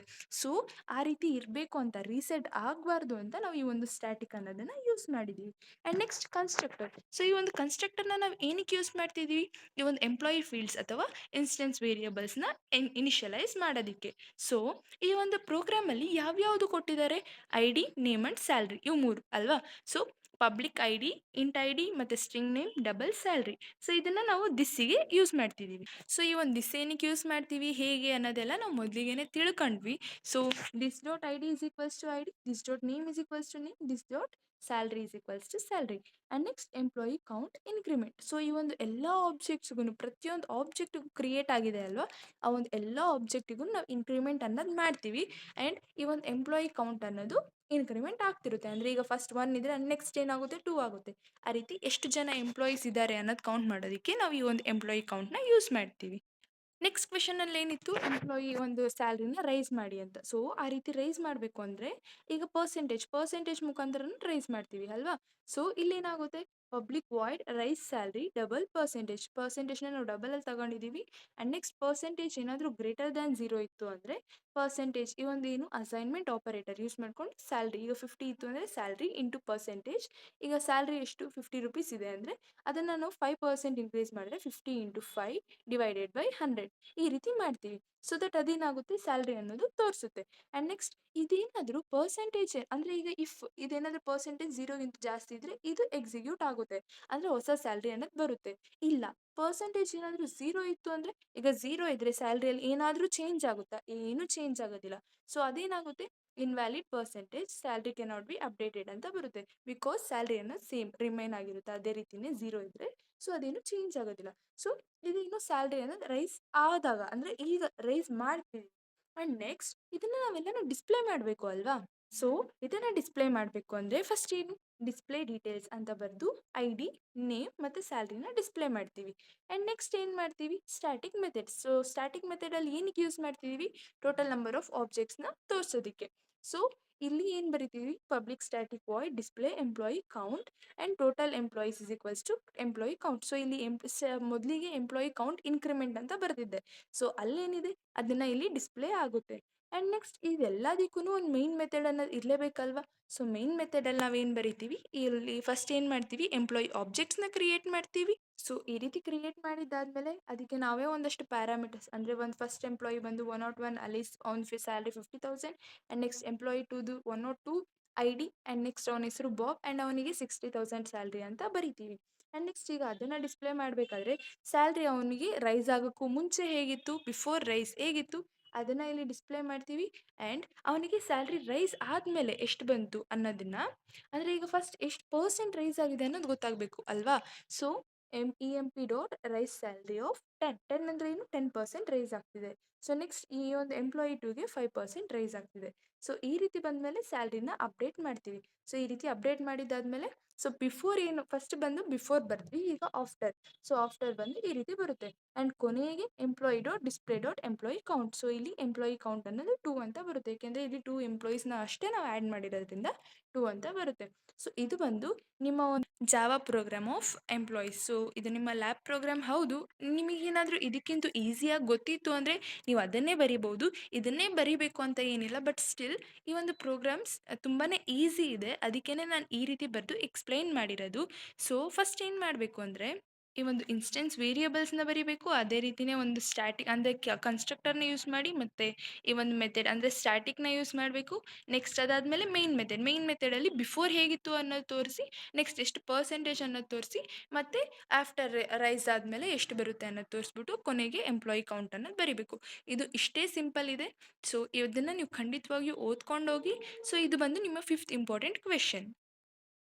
ಆ್ಯಂಡ್ ನೆಕ್ಸ್ಟ್ ನಿಮ್ಮ ಈ ಒಂದು ಮಾಡ್ಯೂಲಿನ ಕೊನೆಯ ಇಂಪಾರ್ಟೆಂಟ್ ಕ್ವೆಶನ್ ಬಂದು write a program to perform stack operations using proper class and methods. ಅಂದರೆ ಈಗ ಸ್ಟ್ಯಾಕ್ ಆಪರೇಷನ್ಸ್ನ ಪರ್ಫಾರ್ಮ್ ಮಾಡೋದಕ್ಕೆ ನಾವು ಒಂದು ಪ್ರೋಗ್ರಾಮ್ ಬರೀಬೇಕು, ಅಂದರೆ ಈಗ ಯಾವುದೋ ಒಂದು ಕ್ಲಾಸ್ ಮತ್ತು ಮೆಥಡ್ಸ್ನ ಯೂಸ್ ಮಾಡಿಕೊಂಡು. ಸೊ ಇದನ್ನು ನಿಮ್ಮ ಒಂದು previous year question and most important question, because ಇದನ್ನು ತುಂಬ ಸರಿನೇ ರಿಪೀಟ್ ಅನ್ನೋದು ಆಗಿದೆ ಅದಕ್ಕೆ. ಸೊ ಈಗ ನಿಮಗೆ ಸ್ಟ್ಯಾಕ್ ಆಪರೇಷನ್ಸ್ ಅಂದರೆ ಏನು ಅನ್ನೋದು ಗೊತ್ತಿರುತ್ತೆ, ಬಿಕಾಸ್ ನೀವು ಜಾವಾ ಅನ್ನೋದು ಓದ್ತಿದ್ದೀರಾ. ಸೊ ನಿಮಗೆ ಸ್ಟ್ಯಾಕ್ ಆಪರೇಷನ್ಸ್ ಅಂದರೆ ಯಾವ್ಯಾವುದು ಪುಷ್ ಮತ್ತು ಪಾಪ್ ಇವೆಲ್ಲನೂ ಬಂದು ಸ್ಟ್ಯಾಕ್ ಆಪರೇಷನ್ಸ್. ಅಂದರೆ ಈ ಒಂದು ಸ್ಟ್ಯಾಕ್ ಏನನ್ನ ಫಾಲೋ ಮಾಡುತ್ತೆ ಲಾಸ್ಟ್ ಇನ್ ಫಸ್ಟ್ ಔಟ್ನ ಫಾಲೋ ಮಾಡುತ್ತೆ. ಅಂದರೆ ಫಾರ್ ಎಕ್ಸಾಂಪಲ್ ನೀವೀಗ ಯಾವುದೋ ಒಂದು ಬುಕ್ಸ್ ಅಂತ ಕನ್ಸಿಡರ್ ಮಾಡ್ಕೊಳ್ಳಿ. ಸೊ ಈ ಒಂದು ಬುಕ್ಸ್ ಅಂದರೆ ಈ ಒಂದು ಶೆಲ್ಫ್ ಅಂತ ಅಂದ್ಕೊಳ್ಳಿ. ಸೊ ಈ ರೀತಿ ಎಲ್ಲನೂ ಇರುತ್ತೆ. ಸೊ ನೀವು ಲಾಸ್ಟ್ ಯಾವ ಬುಕ್ನ ಇಡ್ತೀರೋ ಫಸ್ಟ್ ಅದೇ ಬುಕ್ನ ಹೊರಗಡೆ ತೆಗಿತೀರಾ. ಸೊ ಇದು ಬಂದು ಸ್ಟ್ಯಾಕ್ನ ಯೂಸ್ ಮಾಡ್ಕೊಂಡು ಆ ರೀತಿ ಮಾಡೋದು. ಇದರ ಒಂದು ಥಿಯರಿನೂ ಬೇಕಾದ್ರೆ ಬರಿಬೋದು. ಸೊ ಸ್ಟ್ಯಾಕ್ ಆಪರೇಷನ್ಸ್ ಅಂದರೆ ಪುಷ್ ಮತ್ತು ಪಾಪ್ ಈ ರೀತಿ ಎಲ್ಲನೂ ನಿಮಗೆ ಗೊತ್ತಿರೋ ಥಿಯರಿ ಎಲ್ಲನೂ ಬರೆದು ನೆಕ್ಸ್ಟ್ ಬೇಕಾದರೆ ಪ್ರೋಗ್ರಾಮ್ನ ಎಕ್ಸ್ಪ್ಲೈನ್ ಮಾಡ್ಬೋದು. ಸೊ ಈಗ ಅದನ್ನು ಎಕ್ಸ್ಪ್ಲೈನ್ ಮಾಡೋದಾದರೆ here is a class called stack that implements a stack of integers. So ಈಗ ಇಲ್ಲಿ ಒಂದು ಕ್ಲಾಸ್ ಇದೆ ಯಾವುದು ಸ್ಟ್ಯಾಕ್ ಅಂತ. ಸೊ ಅದು ಏನು ಮಾಡುತ್ತೆ ಸ್ಟ್ಯಾಕ್ ಆಫ್ ಇಂಟಿಜರ್ಸ್ನ ಇಂಪ್ಲಿಮೆಂಟ್ ಮಾಡ್ತಿದೆ. ಆ್ಯಂಡ್ ನೆಕ್ಸ್ಟ್ ಈ ಒಂದು ಕಮೆಂಟಲ್ಲಿ ಏನು ಬರ್ತಿದ್ದೀನಲ್ವಾ, this defines an integer stack that can hold 10 values. ಅಂದರೆ ಈ ಒಂದು ಕ್ಲಾಸ್ ಏನಿದೆ ಅಲ್ವಾ ಇಂಟಿಜರ್ ಸ್ಟ್ಯಾಕ್ ಅನ್ನೋದು ಅದು 10 ವ್ಯಾಲ್ಯೂಸ್ನ ಹೋಲ್ಡ್ ಮಾಡ್ಕೋಬೋದು 10 ಇಂಟಿಜರ್ ವ್ಯಾಲ್ಯೂಸ್ನ. ಸೊ ಬನ್ನಿ ಇದರ ಒಂದು ಪ್ರೋಗ್ರಾಮ್ ನೋಡೋಣ. ಫಸ್ಟ್ ಇಲ್ಲಿ ಏನಿದೆ ಕ್ಲಾಸ್ ಸ್ಟ್ಯಾಕ್ ಅಂತ ಇದೆ. ಸೊ ಕ್ಲಾಸ್ ಸ್ಟ್ಯಾಕ್ ಆದರೂ ಕ್ಲಾಸ್ ಪುಷ್ ಆದರೂ ಏನಾದರೂ ಬರ್ಕೋಬೋದು. And next int stack is equals to new int 10. So ಈ ರೀತಿ ಬರ್ಕೊಂಡಾಗ ಇಲ್ಲಿ ಏನು ಮಾಡ್ತಿದ್ದೀರಾ, ಒಂದು ಆಬ್ಜೆಕ್ಟ್ನ ಡಿಕ್ಲೇರ್ ಮಾಡ್ತಿದ್ದೀರಾ ಅಲ್ವಾ. ಸೊ ಈ ಒಂದು 10 ಅಂದರೆ ಏನು ಸೈಜ್. ಸೊ ಇದು 10 ವ್ಯಾಲ್ಯೂಸ್ನ ಹೋಲ್ಡ್ ಮಾಡ್ಕೊಳುತ್ತೆ ಅನ್ನೋದು ಡಿಫೈನ್ ಮಾಡೋದಕ್ಕೆ ಈ ಒಂದು 10 ಅನ್ನೋದನ್ನ ನಾವು ಬರ್ಕೊಂಡಿದ್ದೀವಿ. And next int T O S. T O S ಅಂದರೆ ಏನು, ಟಾಪ್ ಆಫ್ ಸ್ಟ್ಯಾಕ್. ಸೊ ಈ ಟಿ ಒ ಎಸ್ ಅಂದರೆ ಟಾಪ್ ಆಫ್ ಸ್ಟ್ಯಾಕ್. ಆ್ಯಂಡ್ ನಾವು ಇದನ್ನು ಇನಿಷಿಯಲೈಸ್ ಮಾಡಬೇಕು. ಸೊ ಸ್ಟಾರ್ಟಿಂಗು ಈ ರೀತಿ ಇದ್ದಾಗ ಇಲ್ಲಿ ಕಂಪ್ಲೀಟ್ ಏನು ಇಲ್ಲ ಅಂದರೆ ಇಲ್ಲಿ ಟಾಪ್ ಆಫ್ ಸ್ಟ್ಯಾಕ್ ಏನಿರುತ್ತೆ, ಏನಿರೋದಿಲ್ಲ. ಸೊ ಅದನ್ನು ನಾವು -1ಗೆ ಇನಿಷಿಯಲೈಸ್ ಮಾಡಬೇಕು. ಸೊ -1ಗೆ ಇನಿಷಿಯಲೈಸ್ ಮಾಡಬೇಕಾದ್ರೆ ಅದು ಆ ರೀತಿ ಮಾಡಿದ್ಮೇಲೆ ಏನು ಮಾಡಬೇಕು, ಆ ಒಂದು ಸ್ಟ್ಯಾಕ್ಗೆ ಯಾವುದೋ ಒಂದು ಇಷ್ಟು ಎಲಿಮೆಂಟ್ಸ್ ಅಥವಾ ಐಟಮ್ಸ್ನ ಪುಷ್ ಮಾಡಬೇಕು ಅಲ್ವಾ. So void push of int item. So ಈ ರೀತಿ ಬರೆದ್ಮೇಲೆ top of stack is equals to 9. This stack system dot out dot full print L N is equals to stack is full ಅಂತ ಬರೀಬೇಕು. ಅಂದರೆ ಈ ರೀತಿ ಇದೆ ಅಲ್ವಾ. ಸೊ ಇದೇನು 10 ವ್ಯಾಲ್ಯೂಸ್ನ ಸ್ಟೋರ್ ಮಾಡ್ಕೊಳಕ್ಕಾಗುತ್ತೆ. ಸೊ ಇಲ್ಲಿ 0 ಸ್ಟಾರ್ಟ್ ಆಗುತ್ತೆ, so on up to 9. So 9 ತನಕ ಇತ್ತಂದರೆ ಇಲ್ಲಿ ಏನು, ಇಲ್ಲಿ ಮತ್ತೆ ಇನ್ನೊಂದು ಐಟಮ್ನ ನಾವು ಆ್ಯಡ್ ಮಾಡೋದಕ್ಕೆ ಆಗೋದಿಲ್ಲ. ಸೊ ಬಿಕಾಸ್ ಇದ್ರ ಸೈಜ್ ಇರೋದೇ 0 ಇಂದ 9 ಅಂದರೆ 10 ವ್ಯಾಲ್ಯೂಸ್ ಹೋಲ್ಡ್ ಮಾಡ್ಕೊಳೋ ಅಷ್ಟೇ. ಸೊ ಇದೇನಾಗುತ್ತೆ, ಸ್ಟ್ಯಾಕ್ ಈಸ್ ಫುಲ್ ಅಂತ ನಾವು ಬರಿತೀವಿ. ಅಥವಾ ಅದೇನಾದರೂ 9 ಇಲ್ಲ ಅಂದರೆ ಅವಾಗ ನಾವು ಏನು ಮಾಡ್ತೀವಿ, ಇದೇನಿದೆ ಅಲ್ವಾ ಇಲ್ಲಿ ಪ್ಲಸ್ ಪ್ಲಸ್ ಪ್ಲಸ್ ಅಂದರೆ ಏನು, ಇನ್ನೊಂದು ಐಟಮ್ನ ಆ್ಯಡ್ ಮಾಡ್ತೀವಿ. ಸೊ ಈ ಒಂದು ಅಂದರೆ ಫಸ್ಟ್ ಇನ್ಕ್ರಿಮೆಂಟ್ ಆಗಿ ಮತ್ತು ಇದೊಂದು ಟಾಪ್ ಆಫ್ ಸ್ಟ್ಯಾಕಿಗೆ ಐಟಮ್ ಅನ್ನೋದು ಆ್ಯಡ್ ಆಗುತ್ತೆ. ಸೊ ಇದು ಬಂದು ಪುಷ್ ಬಗ್ಗೆ ಅಲ್ವಾ. ಆ್ಯಂಡ್ ನೆಕ್ಸ್ಟ್ ಪುಷ್ ಅಂದರೆ ಏನಿಲ್ಲ, ಐಟಮ್ನ ಆ್ಯಡ್ ಮಾಡೋದು. ಅದೇ ರೀತಿನೇ ನೆಕ್ಸ್ಟ್ ಪಾಪ್. ಪಾಪ್ ಅಂದರೆ ಏನು, ಐಟಮ್ನ ಆ ಒಂದು ಸ್ಟ್ಯಾಕಿಂದ ರಿಮೂವ್ ಮಾಡೋದು. ಸೊ ಇದನ್ನು ನೋಡೋದಾದರೆ ಇದು ಒಂದು stack. So int pop if this top of stack is less than 0 then stack underflow ಅಂದರೆ ಸ್ಟ್ಯಾಕಲ್ಲಿ ಏನೂ ಇಲ್ಲ ಅಂತ. ಸೊ ಲೆಸ್ ದ್ಯಾನ್ 0 ಅಂದರೆ ಏನು, ಇಲ್ಲಿ ಇರೋದೇ 0. ಸೊ ಇದು ಲೆಸ್ ದ್ಯಾನ್ 0 ಅಂದರೆ ಸ್ಟ್ಯಾಕಲ್ಲಿ ಏನೂ ಇಲ್ಲ ಅಂತ, ಅಂದರೆ -1 ಇದೆ ಅಂತ. ಸೊ ನಾವು ಸ್ಟಾರ್ಟಿಂಗ್ ಏನು ಇನಿಷಿಯಲೈಸ್ ಮಾಡಿದ್ವಿ, -1. ಸೊ ಅಷ್ಟಿದ್ರೆ ಏನಾಗುತ್ತೆ, ಸ್ಟ್ಯಾಕ್ ಬಂದು ಅಂಡರ್ ಫ್ಲೋ ಅನ್ನೋದು ಇರುತ್ತೆ. ಸೊ ಅದು ಜಾಸ್ತಿ ಮಾಡಿದ್ರೆ ಅದು ಓವರ್ ಫ್ಲೋ. ಬಟ್ ಈಗ ಕಮ್ಮಿ ಅಂದರೆ ಏನು ಕಂಪ್ಲೀಟಾಗಿ ಏನೂ ಇಲ್ಲ ಅಂದರೆ ಅದು underflow. So return 0 else ಅದೇನಾದರೂ ಕರೆಕ್ಟಾಗಿತ್ತು ಅಂದರೆ, ಈಗ ಫಾರ್ ಎಕ್ಸಾಂಪಲ್ ಈಗ ಇಷ್ಟಿದೆ ಅಲ್ವಾ. ಸೊ ಇದು 0ಗಿಂತ ಕಮ್ಮಿ ಅಂದರೆ -1 ಇದ್ರೆ ಏನಾಗುತ್ತೆ, ಸ್ಟ್ಯಾಕ್ ಅಂಡರ್ ಫ್ಲೋ ಆಗುತ್ತೆ. ಅದೇ ರೀತಿನೇ ಅದೇನಾದರೂ ಈಗ 2 ಇತ್ತು ಅಂತ ಅನ್ಕೊಳ್ಳಿ. ಸೊ ಈ ಒಂದು ಪಾಪ್ ಅಂದರೆ ಏನು, ಡಿಲೀಟ್ ಮಾಡೋದು. ಸೊ ಈ ಒಂದು ಡಿಲೀಟ್ ಅನ್ನೋದು ಆಗುತ್ತೆ. So top of stack minus minus ಅಂದರೆ ಇದು ಡಿಲೀಟ್ ಆಗುತ್ತೆ. ಆ್ಯಂಡ್ ನೆಕ್ಸ್ಟ್ 1 ಇರುತ್ತೆ, ಅದನ್ನು ಡಿಲೀಟ್ ಆಗುತ್ತೆ. ನೆಕ್ಸ್ಟ್ 0 ಈ ರೀತಿ ಬರುತ್ತೆ. ಸೊ ಇದೇನು ಪಾಪ್. ಆ್ಯಂಡ್ ನೆಕ್ಸ್ಟ್ ಇದಕ್ಕೆ ಒಂದು ಮೇನ್ ಫಂಕ್ಷನ್ ಅನ್ನೋದು ಬರೀಲೇಬೇಕಲ್ವಾ. ಸೊ ನೀವೊಂದು ಮೇನ್ ಫಂಕ್ಷನ್ ಬರೆದಾಗ ಏನಾಗುತ್ತೆ, class test stack and next public static void main. So ಇಲ್ಲೂ ನೀವು ಒಂದು ಇಷ್ಟು ಪ್ಯಾರಾಮೀಟರ್ಸ್ ಅಂದರೆ ನೀವು ಒಂದು ಇಷ್ಟು ಆಬ್ಜೆಕ್ಟ್ಸ್ ಅನ್ನೋದನ್ನು ಡಿಕ್ಲೇರ್ ಮಾಡ್ತಿದ್ದೀರಾ. So stack my stack 1 is equals to new stack. ಈ ರೀತಿ 2 ಸ್ಟ್ಯಾಕ್ನ ಬರೆದು ನೆಕ್ಸ್ಟ್ ಅದರಲ್ಲಿ ನೀವು ಒಂದಷ್ಟು ಐಟಮ್ಸ್ನ ಪುಷ್ ಮಾಡ್ತಿದ್ದೀರಾ. ಸೊ ಇಲ್ಲಿ 10 ಹೋಲ್ಡ್ ಮಾಡ್ಕೊಳೋದ್ರಿಂದ I less than 10 I plus plus and next ಇಲ್ಲಿ ಪುಷ್ ಅನ್ನೋದಾಗುತ್ತೆ. ಸೊ ಅದೇ ರೀತಿನೇ ಈ ಒಂದು ಸ್ಟ್ಯಾಕ್ 2ಗೆ ಲೆಸ್ ದೆನ್ 20 ಅಂತ ಬರ್ಕೋತಿದ್ದೀರಾ. ಸೊ ಸ್ಟ್ಯಾಕ್ 1ಗೆ 10 ಆ್ಯಂಡ್ ಸ್ಟ್ಯಾಕ್ 2ಗೆ 20. ಸೊ ನೆಕ್ಸ್ಟ್ ಅದಾದಮೇಲೆ ಪುಷ್ ಮಾಡಿದ್ದಾದ್ಮೇಲೆ ನಾವೇನು ಮಾಡಬೇಕು, ಪಾಪ್ ಮಾಡಬೇಕು ಅಲ್ವಾ. ಸೊ ಇಲ್ಲೇನಾಗುತ್ತೆ, ಸೊ ಇಲ್ಲೇನಿದೆ, ಇಲ್ಲಿ system dot out dot print ಅಂದರೆ ಅದೆಲ್ಲನೂ ಆದಮೇಲೆ ಸ್ಟ್ಯಾಕ್ ಇನ್ ಮೈ ಸ್ಟ್ಯಾಕ್ 1 ಇದನ್ನು ಪ್ರಿಂಟ್ ಮಾಡ್ತೀರಾ. ಅಂದರೆ ಈ ಒಂದು ಸೆಂಟೆನ್ಸ್ ಅನ್ನೋದು ಪ್ರಿಂಟ್ ಆಗುತ್ತೆ. ಅದಾದಮೇಲೆ ಈಗ ಏನಾದರೂ ಐ ಏನಾದರೂ 0 ಇದ್ದು ಐ ಲೆಸ್ ದೆನ್ 10 ಇದ್ದರೆ ಇದು ಐ ಅನ್ನೋದು ಇನ್ಕ್ರಿಮೆಂಟ್ ಆಗುತ್ತೆ. ಸೊ ಇದೆಲ್ಲನೂ ಆದಮೇಲೆ ಮೈ ಸ್ಟ್ಯಾಕ್ ಡಾಟ್ ಪಾಪ್ ಇದನ್ನು ಪ್ರಿಂಟ್ ಮಾಡ್ತೀರಾ. ಅದೇ ರೀತಿನೇ ಇಲ್ಲಿ ಯಾವ ರೀತಿ ಪ್ರಿಂಟ್ ಮಾಡಿದ್ದೀರಾ ಅಲ್ವಾ, ಇಲ್ಲೂ ಅದೇ ರೀತಿನೇ ಪ್ರಿಂಟ್ ಮಾಡಿ ನೆಕ್ಸ್ಟ್ ಇಲ್ಲೊಂದು ಲೂಪ್ ಬರೆದು ಅದಾದಮೇಲೆ ಇಲ್ಲಿ ಮೈ ಸ್ಟ್ಯಾಕ್ 2 ಡಾಟ್ ಪಾಪ್ ಇದನ್ನು ಬರೀತೀರಾ. ಸೊ ಇದೇನು ಪುಷ್ ಮತ್ತು ಪಾಪ್ದು ಮೇನ್ ಫಂಕ್ಷನಲ್ಲಿ. ಸೊ ನಿಮ್ಮ ಈ ಒಂದು ಮಾಡ್ಯೂಲಿನ ಈ ಒಂದು ಕೊನೆಯ ಒಂದು ಸ್ಟ್ಯಾಕ್ ಆಪರೇಷನ್ಸ್ ಅನ್ನೋದೇ ಈ ಒಂದು ಮಾಡ್ಯೂಲಿನ ಕೊನೆಯ ಇಂಪಾರ್ಟೆಂಟ್ ಕ್ವೆಶನ್. ಆ್ಯಂಡ್ ಇದನ್ನು ನಿಮ್ಮ ಒಂದು ಲ್ಯಾಬ್ ಪ್ರೋಗ್ರಾಮೇ ಹೌದು. ಸೊ ನಿಮ್ಮ ಒಂದು ಲ್ಯಾಬ್ ಮ್ಯಾನ್ಯುಯಲ್ ಅಥವಾ ಒಂದು ನಿಮ್ಮ ಒಂದು ಈ ಅಬ್ಸರ್ವೇಷನನ್ನು ಚೆಕ್ ಮಾಡಿ. ಸೊ ಇದಕ್ಕಿಂತ ನಿಮಗೆ ಅದು ಅವಾಗ ಓದಿದ್ದೀವಿ ನಾವು ಈ ಒಂದು ಪ್ರೋಗ್ರಾಮ್ನ, ನಮ್ಗೆ ಇದೇ ಈಸಿ ಅಂತ ಅನ್ನಿಸ್ತಿದೆ ಅಂದರೆ ಅದನ್ನೇ ಬರೀರಿ. ಬಟ್ ಒಂದು ನೆನಪಿರಲಿ, ಲಾಜಿಕ್ ಅನ್ನೋದು ಕರೆಕ್ಟ್ ಇರಬೇಕು. ಲಾಜಿಕ್ ಅನ್ನೋದು ತಪ್ಪಿದರೆ ಖಂಡಿತವಾಗಿಯೂ ಜಾವಾ ಅಲ್ಲಿ ಮಾರ್ಕ್ಸ್ ಅನ್ನೋದು ನಿಮ್ಗೆ ಅವರು ಕೊಡೋದಿಲ್ಲ. ಸೊ ಇದು ಬಂದು ನಿಮ್ಮ ಒಂದು ಮಾಡ್ಯೂಲಲ್ಲಿನ 6 ಇಂಪಾರ್ಟೆಂಟ್ ಕ್ವೆಶನ್. ಈ ಒಂದು ಮಾಡ್ಯೂಲ್ ಇಲ್ಲಿಗೇನೆ ಮುಗಿಯುತ್ತೆ. ಆದರೆ ನೀವು ಈ ವಿಡಿಯೋನ ಇಲ್ಲಿ ತನಕ ನೋಡಿರೋದಾದರೆ ನಿಮಗೆ ಈ ವಿಡಿಯೋ ಇಷ್ಟ ಆಗಿದೆ ಅಂತಲೇ ಅನ್ಕೋತಿದ್ದೀನಿ. ಹಾಗಾದ್ರೆ ಲೈಕ್ ಮಾಡಿ, ಶೇರ್ ಮಾಡಿ, ಸಬ್ಸ್ಕ್ರೈಬ್ ಮಾಡಿ. ಮುಂದಿನ ವಿಡಿಯೋ ಅಲ್ಲಿ ಸಿಗೋಣ. ಬಾಯ್.